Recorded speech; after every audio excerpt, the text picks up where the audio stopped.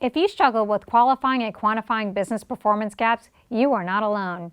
Despite how valuable this skill is, it's still a challenge for both you and your clients. For your clients, it's hard for them to connect the dots between what bothers them and the ultimate impact on business results. Using the example of conflicts on the production floor, it's hard for them to see how the conflicts relate to product failures, customer complaints, managing controllable costs, and future revenue. They have an even harder time seeing that the real causes for those conflicts probably have very little to do with gaps in knowledge and skill. And many consultants struggle with the exact same challenges as their clients, with an additional one is they experience fear that if they do not jump on what the prospect is asking for, they won't win the business. Therefore, it's to your benefit and your client's benefit to master this skill.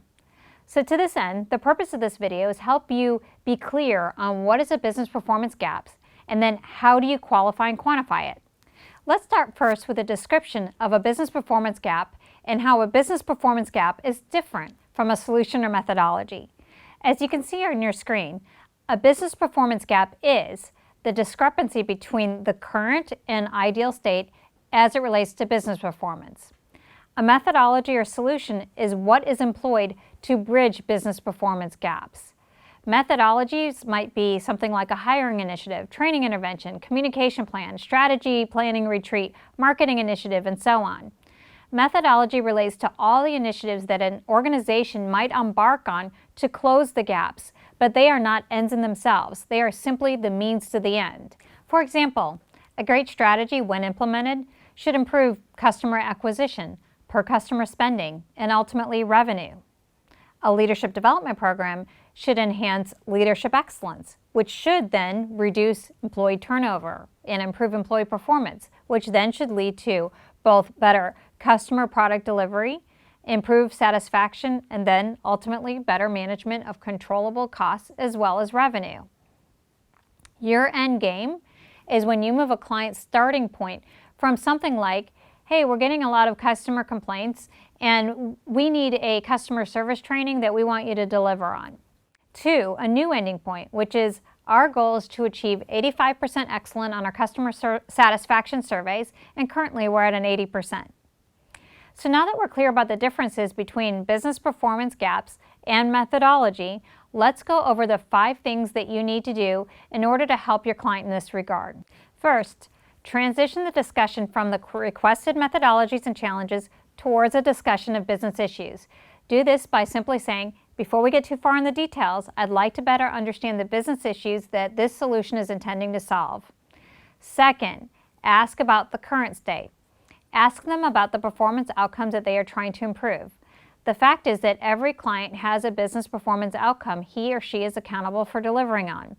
And you are there in their office because one or more of those performance outcomes is not being accomplished to the level of current or future expectations. Your job is to help your client become more explicit in their understanding of their own performance issues or challenges that they are facing. Third, ask about the ideal or desired future state. So ask them, if the challenges were resolved, what would the future state look like? What would good and exceptional performance look like? What would they ideally like their department or team to achieve? This is the process of qualifying the performance gap. If they don't share proactively, ask about the outcomes all for-profit organizations need to achieve, such as, again, the product and service quality, internal efficiency, customer satisfaction, net promoter, per customer spend, management of controllable costs, revenue, market penetration, and so on. Fourth, quantify the gap by asking your client to put tangible metrics against the current and future state. The process of assigning metrics enables you to better frame the gaps. If they want to increase the number of customers, by how many?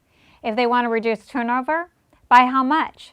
Metrics clarify what the issue is and how big of an issue it is. Fifth, ask questions to determine the financial and intangible benefits of bridging the gap. This is where you want to show the return on investment for the project that you and your client are discussing. These questions will become the foundation of an eventual business case for the importance of any work that you might recommend. Ask questions to translate gaps to dollars.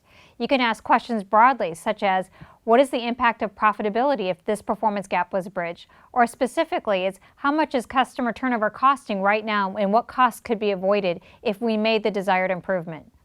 Ultimately, your level of skillfulness in helping your clients articulate business performance gaps is tied to how well you have an understanding of how organizations create value.